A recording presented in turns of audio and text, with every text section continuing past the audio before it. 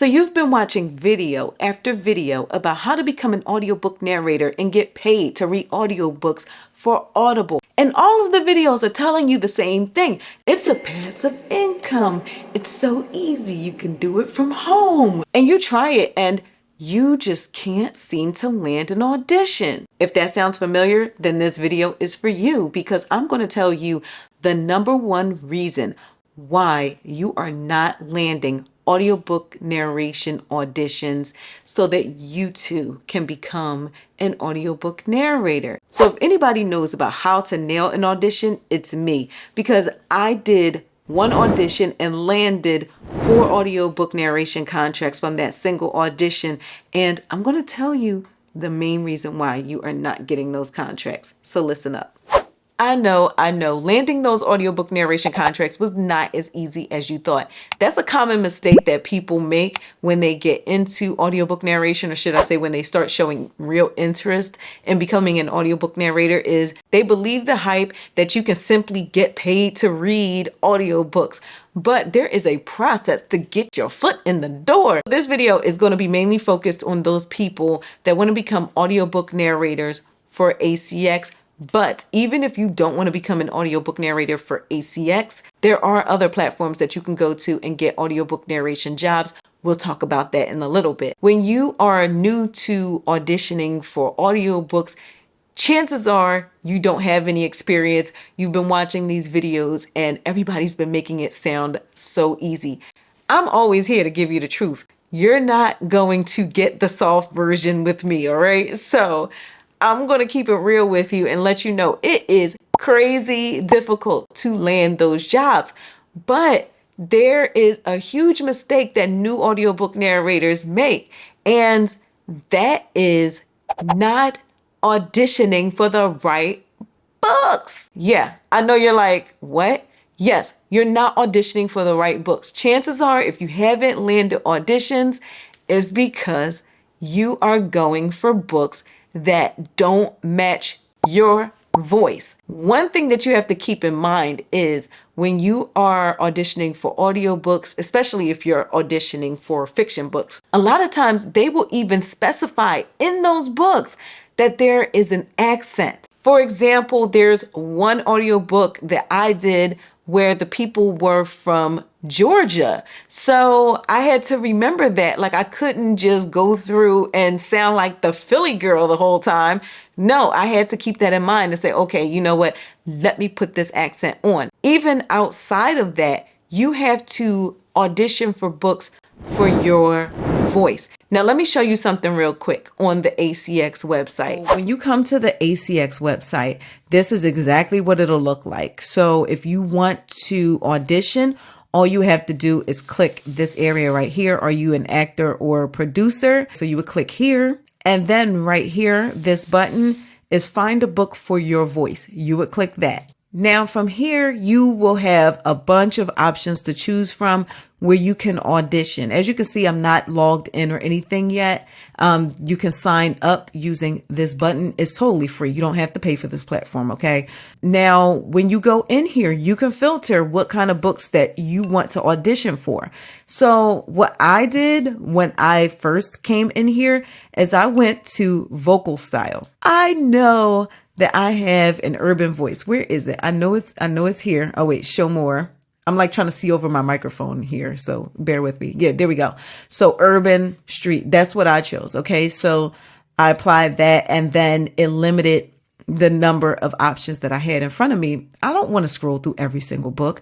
I'm not interested in a lot of those other books. So I'm going to go straight to what I want to do. So if you want to filter by vocal style, you can do that. If you want to filter by fiction or nonfiction, you can do that as well. By language, accent, they have so many different options. You can even do it by the project length. The reason why ACX has that accent filter is because they don't want you having to waste your time auditioning for the wrong books. So your responsibility is to recognize what accent you should be filtering for if there's an accent, or what genre you need to be filtering for. That is the biggest mistake that people make when they are new to audiobook narration. They may be trying to audition for an urban novel and they sound suburban. That's not going to work, and vice versa. So make sure you're auditioning for the correct book for your accent, for your tone, for your gender, or the gender that you sound like, or the age group that you sound like.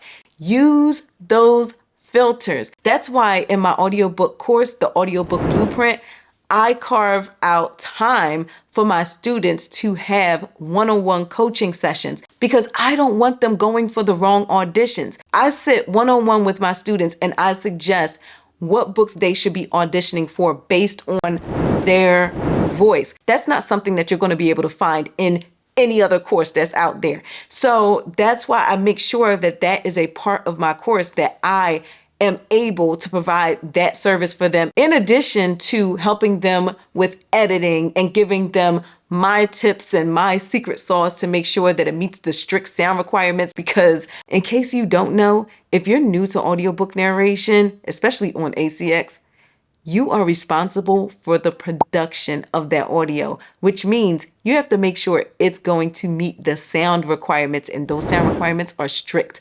I almost lost my mind trying to figure out how to produce my first audiobook and meet those sound requirements. That's why in my course, I give my secret sauce to make sure that your audio will meet those sound requirements so that you are not stressed out and trying to search the internet for hours and days and weeks like I had to do. So if you are interested in audiobook narration, I highly suggest that you sign up for my course because I'm trying to save you the headache here. And even if you don't go the route of signing up for my course, you're going to have to do a lot of research, so get to it. So even if you don't want to use the ACX website, you can still get audiobook narration contracts.